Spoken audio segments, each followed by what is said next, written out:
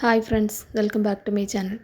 இன்றைக்கி சேனலில் பார்த்திங்கன்னா நம்ம கூனின்னு சொல்கிறது என்னதுன்னா, நம்ம இறால்லே சின்ன குட்டி இறால். இது பார்த்திங்கன்னா காஞ்சது தான், நம்ம பச்சையாக உள்ளது இல்லை. நல்லா அதை தான் இன்றைக்கி முருங்கலை எல்லாமே போட்டு கூட்டு மாதிரி பண்ண போகிறோம். டேஸ்ட் நல்லாயிருக்கும். அந்த நம்ம இறால் சாப்பிட்டா எந்த டேஸ்ட் இருக்குமோ அதே டேஸ்ட் இந்த கூனிலையும் அப்படியே நம்மளுக்கு தெரியும். இது பண்ணுறதும் பார்த்திங்கன்னா நம்ம ஈஸியாக பண்ணிடலாம். இப்போ எப்படி பண்ணலான்னு சொல்லிட்டு பார்க்கலாம். நான் இன்றைக்கி பார்த்திங்கன்னா அதுக்கு ஒரு 3 கப் அளவுக்கு அந்த கூனி எடுத்திருக்கேன். இதை ஃபஸ்ட்டு தண்ணி ஊற்றி நல்லா வாஷ் பண்ணிக்கணும். அதில் இருக்கக்கூடிய அழுக்கு எல்லாமே நம்மளுக்கு போகணும். அதனால் ஒரு வாட்டி தண்ணி ஊற்றி நல்லா இந்த மாதிரி கையை வச்சு பிசைஞ்சிடுங்க. பிசைஞ்சிட்டு நல்லா வாஷ் பண்ணி எடுத்துகிட்டு தனியாக அதை அப்படியே புழிஞ்சு எடுத்து ஒரு பாத்திரத்தில் ஃபஸ்ட்டு வச்சுருங்க. இந்த மாதிரி பண்ணும்போது தான் அதில் இருக்கக்கூடிய அழுக்கு எல்லாமே நம்மளுக்கு நல்லா போகும்.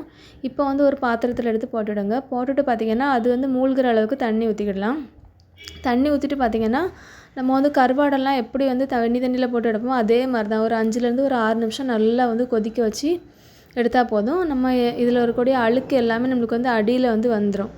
அதனால தான் நம்ம இந்த மாதிரி நல்லா கொதிக்க வச்சு பண்ணி எடுக்கும். இப்போ அடுப்புலேருந்து ஆஃப் பண்ணி எடுத்துருங்க. எடுத்துகிட்டு பார்த்திங்கன்னா இதை வச்சுட்டு இந்த மாதிரி ஒரு கரண்டி வச்சியோ அப்படி இல்லைன்னா அரிப்புலையோ நம்ம அரித்து எடுத்துக்கிடலாம். இந்த மாதிரி பண்ணிவிட்டு எடுத்து பார்த்திங்கன்னா அடியில் லைட்டாக நமக்கு மண் தூசி எல்லாமே இருக்கும். அது எல்லாம் அடியில் போயிடும். நம்ம அந்த மாதிரி இதை மட்டும் அரித்து எடுத்துக்கிடலாம். இப்போ முருங்கலை பார்த்திங்கன்னா 1 கப் அளவுக்கு முருங்கலை எடுத்திருக்கேன். நல்லா அழுத்தி டைட்டாக எடுத்துடுங்க அந்தளவுக்கு. இப்போ முருங்கலையே கொஞ்சமாக கட் பண்ணிக்கிடலாம். லைட்டாக கட் பண்ணிவிட்டு பார்த்திங்கன்னா இதை தண்ணி ஊற்றி லைட்டாக ஒரு வாட்டி வாஷ் பண்ணி எடுத்துக்கிடலாம். ஏன்னா முருங்கலையில் பார்த்திங்கன்னா சின்ன சின்ன பூச்சி எல்லாமே இருக்கும். அதனால தான் கண்டிப்பாக வாஷ் பண்ணி தான் நம்ம இதை எடுக்கணும். இப்போ நான் தண்ணி ஊற்றி வாஷ் பண்ணி அதையும் தனியாக எடுத்து வச்சுருக்கேன். எல்லாமே நம்ம ரெடியாக எடுத்து வச்சுட்டா சீக்கிரமாகவே இதை குக் பண்ணி எடுத்துடலாம். அதுக்காக தான். இப்போ அடுப்பில் ஒரு பாத்திரம் வச்சுருங்க. பாத்திரம் வச்சுட்டு பார்த்திங்கன்னா ஒரு 2 டேபிள் ஸ்பூன் அளவுக்கு எண்ணெய் ஊற்றிடுங்க. நான் இன்றைக்கி பார்த்திங்கன்னா தேங்காய் எண்ணெய் தான் ஊற்றிருக்கேன். உங்களுக்கு தேங்காய் எண்ணெய் வேண்டாம்னா நீங்கள் யூஸ் பண்ணுற ஆயிலே நீங்கள் போட்டு விடலாம். இதுக்கப்புறம் பார்த்திங்கன்னா இதில் ஒரு 5லேருந்து 6 பல் அளவுக்கு பூண்டு இதை லைட்டாக இடித்து வச்சுருக்கேன். அதையும் போட்டுவிடுங்க. போட்டுட்டு இது கூடவே ஒரு 25 சின்ன உள்ளி. நம்ம சின்ன உள்ளி தான் கண்டிப்பாக இதுக்கு போடணும். அப்போ தான் டேஸ்ட் நல்லாயிருக்கும். அதனால தான் இது நல்லா நல்லா கோல்டன் கலரில் சேஞ்ச் ஆகிற அளவுக்கு நல்லா வதக்கிடணும் ஃபஸ்ட்டே. இப்போ பார்த்திங்கன்னா உள்ளி நல்லா வதங்கிட்டு இதுக்கப்புறம் நம்ம இதில் முருங்கலையை போட்டுக்கிடலாம். நம்ம நார்மலாக முருங்கலை கூட்டு வைக்கிற மாதிரி தான். அதே இதில் நம்ம இதில் அந்த கூனியை மட்டும் நான் இதில் எக்ஸ்ட்ராவாக நம்ம போடுறோம். இப்போ முருங்கலையும் போட்டுட்டு பார்த்திங்கன்னா நல்லா வதக்கணும். ஒரு மீடியம் ஃப்ளேம்லேயே வச்சு நல்லா வதக்கிடுங்க. மூடி வச்சு வேக வைக்க வேண்டாம். நம்ம இதை மூடி வச்சு வேக வைக்கும்போது அந்த முருங்கலையோட கலர் எல்லாமே நல்லா சேஞ்ச் ஆயிரும். அதனால தான் அந்த எண்ணெயிலே இது நல்லா வதங்கிடும். இப்போ பார்த்திங்கனாலே தெரியும் நல்லா எல்லாமே வதங்கி நல்லா சுருங்கிட்டு இலை எல்லாமே. இப்போ நம்ம ஆல்ரெடி அவிச்சு வச்சுருக்கக்கூடிய அந்த குட்டி இறால் அதை எடுத்து இதில் போட்டுக்கிடலாம்.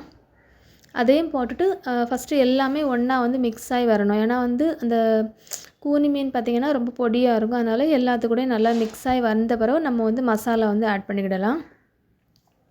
டேஸ்ட்டு பார்த்திங்கன்னா சூப்பராக இருக்கும். ஏன்னா நம்ம அந்த முருங்கலை கூட போட்டு சாப்பிடும்போது ரொம்பவே நல்லாயிருக்கும். இப்போ எல்லாமே நல்லா மிக்ஸ் பண்ணியாச்சு.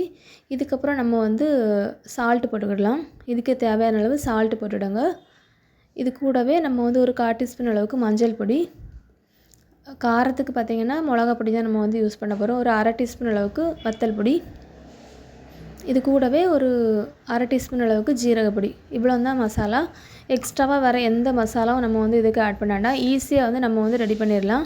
நீங்கள் வத்தல் பொடி போடலைன்னா நீங்கள் ஃபஸ்ட்டே நம்ம உள்ளி தாளிக்கும் போதே நம்ம மிளகா கூட பொடியாக கட் பண்ணி போட்டுக்கிடலாம்.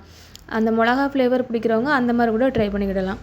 இப்போ இது எல்லாமே போட்டுட்டு பார்த்திங்கன்னா ஒரு 2லேருந்து 3 நிமிஷம் வதக்கினா போதும். அதுக்கப்புறம் நல்லா அந்த பச்சை வாசனை எல்லாமே நம்மளுக்கு போயிடும். லாஸ்ட்டாக பார்த்திங்கன்னா இதில் ஒரு 1/2 கப் அளவுக்கு துருவின தேங்காய், ஃப்ரெஷ்ஷாக துருவின தேங்காய் போடுங்க. அதான் நல்லா டேஸ்ட்டாக இருக்கும். தேங்காவையும் போட்டுட்டு ஒரு 30 செகண்ட்ஸுக்கு நம்ம அதை மிக்ஸ் பண்ணி விட்டால் மட்டும் போதும். தேங்காய் ரொம்ப வேக வேண்டாம் நம்மளுக்கு. அப்படியே நம்ம எடுத்தாலே போதும். நம்ம நார்மலாக பொரியல் அந்த மாதிரிலாம் பண்ணும்போது லாஸ்ட்டாக தேங்காய் போட்டு எடுப்போம்ல, அந்த மாதிரி நம்ம பண்ணாலே போதும். இப்போ ரெடி ஆகிட்டு. இது பார்த்திங்கன்னா மீன் கறி, ரசம், சாம்பார் சூப்பராக இருக்கும். கண்டிப்பாக இதை ட்ரை பண்ணி பாருங்கள். இந்த வீடியோ உங்களுக்கு பிடிச்சிருந்துச்சுன்னா லைக் பண்ணுங்கள், ஷேர் பண்ணுங்கள், கமெண்ட் பண்ணுங்கள், சப்ஸ்கிரைப் பண்ணுங்கள்.